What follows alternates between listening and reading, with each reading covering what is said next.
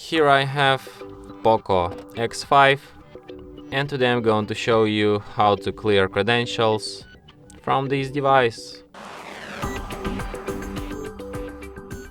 So to do this, firstly you have to open settings, then you have to go to the passwords and security, then go to the privacy, then go to the encryption and credentials, and select the option clear credentials, remove all certificates, and then tap OK.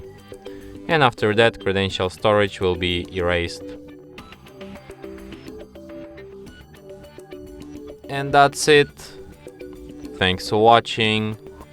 If you find this tutorial useful, don't forget to hit that like button and subscribe to our channel.